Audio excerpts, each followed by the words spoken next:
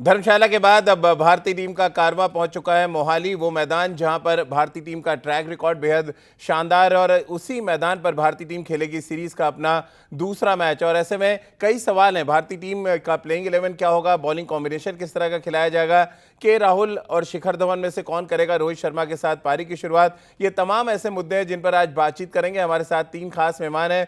हमारे साथ चंडीगढ़ मोहाली से जुड़ेंगे रितेंद्र सिंह सोढी, इसके अलावा हमारे साथ निखिल भाई स्टूडियो में हैं और राजकुमार शर्मा जी स्टूडियो में। इनसे हम चर्चा शुरू करें उससे पहले एक रिपोर्ट आपको दिखाते हैं जिसको देखकर आप भी शायद ताली बजाते नजर आएंगे, क्योंकि जिस तरह की बल्लेबाजी भारतीय बल्लेबाजों ने नेट्स में की मोहाली के मैदान पर, उसको देखकर इस बात के साफ संकेत मिले कि दक्षिण अफ्रीका के गेंदबाजों की खैर नहीं। दोनों टीमों की अगर आप तैयारी देखेंगे तो आपको एक सी नजर आएगी, लेकिन जैसे ही तराजू पे अगर आप दोनों टीमों को रखेंगे तो फिर यहां पर भारतीय टीम का पलड़ा आपको बहुत भारी नजर आएगा। और इसके वजह बिल्कुल साफ है कि बहुत एक्सपीरियंस खिलाड़ी हैं भारतीय टीम के पास, और जिस तरह का प्रैक्टिस सेशन हमने मोहाली के मैदान पर देखा उससे इस बात के संकेत तो बिल्कुल साफ मिल चुके हैं कि वेस्टइंडीज में जिस तरह का प्रदर्शन भारतीय टीम ने किया उसी को आगे बढ़ाने का काम भारतीय बल्लेबाज खासतौर से करते नजर आएंगे। और निखिल भाई, खासतौर से प्रैक्टिस की बात करें, हमने बड़ी इंपॉर्टेंट प्रैक्टिस सेशन आज देखा, क्योंकि धर्मशाला में भी प्रैक्टिस नहीं हो पाई थी। शिखर धवन और रोहित शर्मा खासतौर से बहुत ही विस्फोटक अंदाज में प्रैक्टिस करते नजर आए।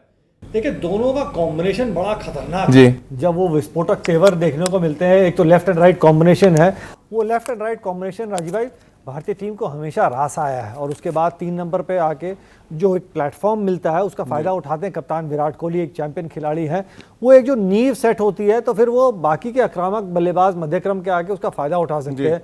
और संभल के खेलना जरूरी है दोनों ही सलामी बल्लेबाजों, क्योंकि जिस तरीके की गेंदबाजी है दक्षिण अफ्रीका, उनकी ताकत उनकी गेंदबाजी है। नया बॉल के खिलाफ अगर आप सही अंदाज से नहीं खेलेंगे तो मध्यक्रम नया बॉल के खिलाफ एक्सपोज हो सकता है। बिल्कुल, और के राहुल भी अच्छी बल्लेबाजी करते नजर आए रितेंद्र, और वो किंग्स 11 पंजाब के लिए खेले आईपीएल के मैचेस में। और अगर पिछला एक साल हम देखें और T20 फॉर्मेट की बात करें, शिखर और के राहुल का फॉर्म एक जैसा है, खेलने का अंदाज भी, स्ट्राइक रेट भले ही के राहुल का थोड़ा आगे है। ऐसे में आपको लग रहा है एक बड़ा चैलेंज होगा कि किससे पारी की शुरुआत कराई जाए?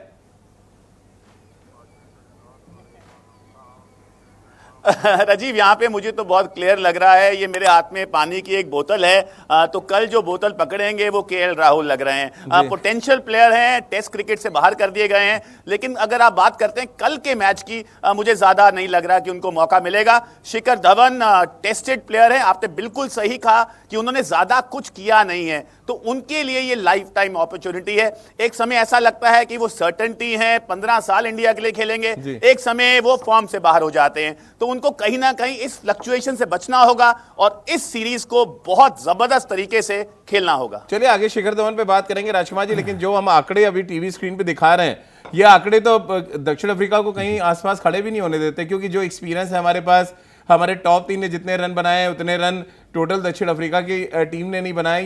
ये सारे मुझे लग रहा है ड्रेसिंग रूम में एक बहुत डर सा पैदा कर रहे होंगे दक्षिण अफ्रीका के।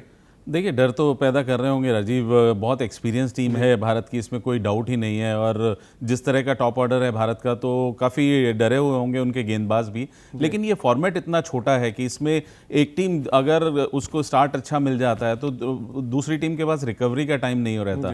तो कहीं अगर शुरुआती विकेट्स मिल जाते हैं, जिस तरह की गेंदबाजी रबाडा करते हैं और उनके पास अच्छे गेंदबाज हैं फास्ट बॉलर्स, तो फिर वो मुश्किलें पैदा कर सकते हैं अगर भारत का टॉप ऑर्डर जल्दी आउट हो जाता है। और वो अगर मिडिल ऑर्डर के सामने अगर वो मीडियम पेस आती है तो मुश्किल हो सकती है। तो भारत को बिल्कुल भी लाइटली नहीं लेना चाहिए। भारत का बहुत अपर हैंड है, इसमें कोई डाउट नहीं है, लेकिन फिर भी ये मुकाबला क्योंकि बहुत छोटा होता है और इसमें वापसी का कोई मौका नहीं होता। रोहित शर्मा कितने बेचैन होंगे निखिल, क्योंकि वेस्टइंडीज में बहुत अच्छा गया नहीं उनके लिए, कितनी बेचैनी होगी? और धर्मशाला में बारिश ने क्या बेचैनी और बढ़ा दी होगी थोड़ी? इतना अनुभवी खिलाड़ी है राजीव भाई, बेचैनी नहीं होगी, क्योंकि इस समय मेंटल स्टेट उनका बहुत बढ़िया होगा, क्योंकि आने वाले टेस्ट मैचेस में उनको नया बॉल खेलने का मौका मिलेगा, टेस्ट क्रिकेट खेलने का मौका मिलेगा। आपको लग रहा है प्रैक्टिस एज ए प्रैक्टिस वो देख सकते हैं जिस तरह के फास्ट बॉलर्स देखिए, जिस तरीके के फॉर्म में थे वो वेस्टइंडीज से पहले 5 शतक उन्होंने बनाए विश्व कप में, तो वो एक कॉन्फिडेंस अलग ही लेवल का होता है। और साथ में अब उनको टेस्ट क्रिकेट खेलने का मौका मिलेगा। वो एक खिलाड़ी समझता है कि वो वही कंट्रोल करेंगे जो कंट्रोल कर सकते हैं, यानी कि वो अपना जो प्रोसेसेस है वो जानते हैं। शुरुआत के अगर उन्होंने 10-15 बॉलें खेल ली, 10-15 रन बन गए, बल्ले से 2 चौके निकल गए, फिर उनको रोकना बहुत मुश्किल होगा इस मोहाली की विकेट में। बाकी मोहाली के बारे में रिकी थोड़ा ऊपर देख के बताना मौसम का क्या हाल है। बताइए रितेंद्र, बॉटल आपके हाथ में, कहीं ऊपर से पानी तो नहीं आएगा भरने के चक्कर में? बहुत गर्मी है निखिल भाई, बहुत गर्मी है, बुरा हाल है, पसीनो पसीनी हो रहा है और यहाँ पे पानी की जरूरत रहेगी। और यहाँ अगर एडवांटेज की निखिल भाई आप जैसे स्पिनर रहे हैं, मुझे ऐसा लग रहा है भारत की एडवांटेज इसलिए है कि हमारे पास फ्रंट लाइन हो सकता है 3 स्पिनर्स खेलें और साउथ अफ्रीका के पास कितने हैं? अंडा 0।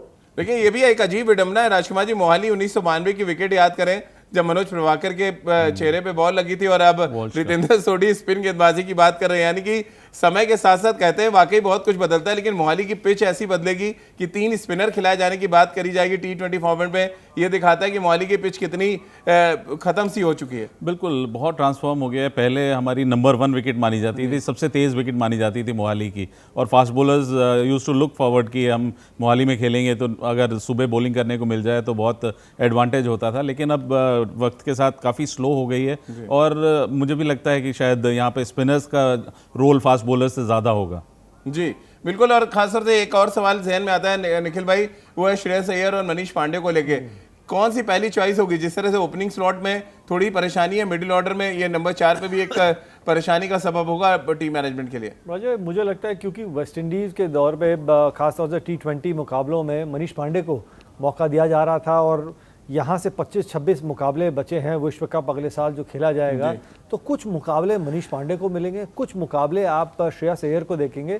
कौन सा खिलाड़ी अब उस अपॉर्चुनिटी को दोनों हाथ से ग्रैब करता है, ये एक बहुत बड़ा सवाल है, क्योंकि आप अगर उसको नहीं संभालेंगे, एब्जॉर्ब करेंगे, तो आप अपना ही नुकसान करेंगे। वैसे भी गब्बर को मोहाली पसंद है। अगर आप थोड़ा पीछे जाएं तो ये वही मैदान है जहां पर टेस्ट क्रिकेट में डेब्यू किया था और शतक लगाया था उन्होंने, एक बड़ा शतक लगाया था। और ऐसे में निखिल भाई किस तरह से आप देखते हैं उस मैदान पर पहुंचे हैं जहां से एक तरह से शिखर धवन को दोबारा से स्टैब्लिश होना, और ये वही मैदान है जहां पर ऑस्ट्रेलिया के खिलाफ बहुत ही शानदार डेब्यू किया था उन्होंने। दिल बड़ा हो जाता है जब आप ऐसे मैदान में जाते हैं, और खास तौर से जहां आपका अंतर्राष्ट्रीय डेब्यू हुआ है, 150 से अधिक रन बनाया है, तो कहीं ना कहीं आपको लगता है कि वो समय की घड़ी जो है वो वापस लेके आ रही है आपको, वहीं पे आपको कॉन्फिडेंस दे रही है कि जाऊंगा 15-20 रन बनाऊंगा, फिर नहीं छोड़ूंगा, फिर तो गब्बर का वार और हर बारी मिलेंगे 4।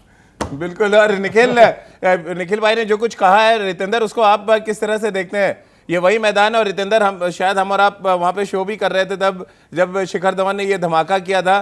कितना बड़ा चेंज आप देखते हैं तब से अब तक में, और आपको भी लग रहा है कि ये series do and die series है शिखर के लिए?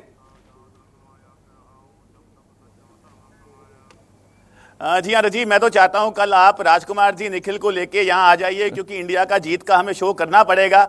जीत पक्की नजर आ रही है। और शिखर धवन की अगर हम बात करें, निखिल ने बहुत अच्छी बात की। अब बहुत से ग्राउंड क्रिकेटर के लिए ऐसे होते हैं जो हैप्पी हंटिंग ग्राउंड होते हैं, वहां पे कदम रखता है उसका जिगर चौड़ा हो जाता है, उसको फील आता है कि यहां पे तो मैं करूंगा ही। तो ये अच्छा मौका है, मोहाली में खेल रहे हैं, साउथ अफ्रीकन अटैक है, इन एक्सपीरियंस वहां है, तो धवन अपनी बड़ी फॉर्म को पकड़ सकते हैं। लेकिन अगर हम 2018 का दौरा याद करें जब भारतीय टीम दक्षिण अफ्रीका गई राजकुमार जी, तब शॉर्ट पिच गेंदबाजी के अगेंस्ट बहुत परेशानी हुई थी शिखर को, और 2-3 मैचेस मुझे जो याद आते हैं, मैं वहां पे था, वो छोड़ने और मारने के बीच में कहीं फंसे रह गए और आउट हुए।